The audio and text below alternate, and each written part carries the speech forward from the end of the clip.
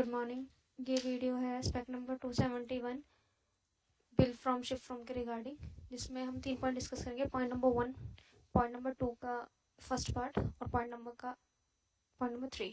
बाकी जो remaining part है वो किसी और डेवलपर ने किया है, तो उसके लिए आप मैनेजर से बात कर सकते हैं। बट पॉइंट नंबर 1 में क्या चेंजेस थे? पॉइंट नंबर 1 में चेंजेस ये थे कि हमने सबसे पहले एक TBL एनको लोकेशन, जो कि हमारा टेबल है लोकेशन जहाँ पे स्टोर होती है, उसमें हर लोकेशन के अगेंस्ट एक चेक बनाया था कि क्या इसको शिपिंग लोकेशन की तरह ट्रीट किया जा सकता है या इसके लिए शिपिंग लोकेशन प्रोवाइड की जा सकती है। उसके बाद हमने एक दूसरा टेबल बनाया था bill from ship from mapping. Bill from ship from mapping table में क्या है, हम किसी बिलिंग लोकेशन के अगेंस्ट उसकी शिपिंग लोकेशन मैप करते हैं। और इस टेबल का यूज़ कहाँ होता है? इनवॉइस करने जब हम आते हैं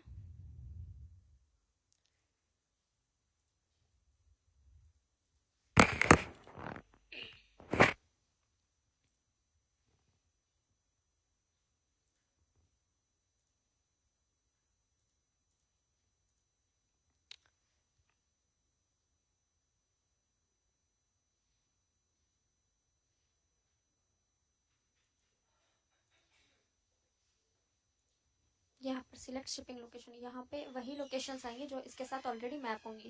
जैसे 2 के साथ यहाँ पे 9 मैप है, तो इसलिए वो यहाँ पे 9 शो हो रहा था। उसके बाद यहाँ से हम बिल जनरेट कर देंगे। बिल जनरेट करने के बाद जो बिल की बिलिंग लोकेशन होगी वो स्टोर होगी हमारी बिल टेबल में, और जो शिपिंग लोकेशन होगी वो भी स्टोर होगी हमारी बिल टेबल में। इस तरीके से बिलिंग लोकेशन है 002 एंड शिपिंग लोकेशन है 009। अब इसका नेक्स्ट चीज़ आता है प्रिंटिंग के टाइम पे कि ये बिल प्रिंट कैसे होगा।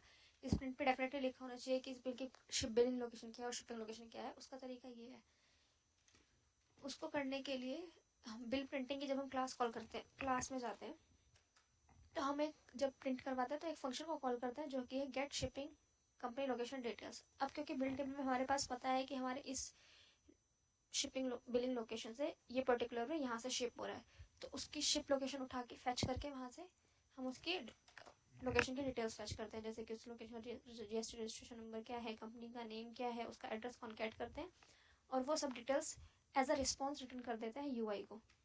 और UI उसका यूज़ करता है इस तरीके से। और हमारी की होती है shipping company location details, company details.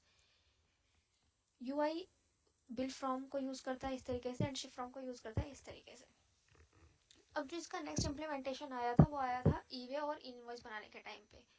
जब हम इनवॉइस बना रहे हैं तो सारे हमने वहाँ पे एक चेक का यूज़ किया था।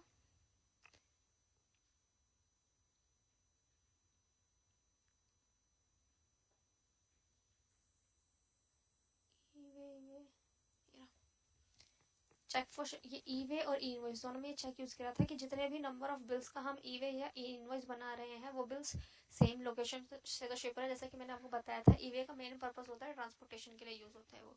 कि अब ऐसा पॉसिबल नहीं है ना कि एक ही 10 बिल्स है हमारे पास और 10 बिल्स में से 5 बिल्स जा रहे हो किसी और लोकेशन से, 5 जा रहे हो किसी और लोकेशन से शिप।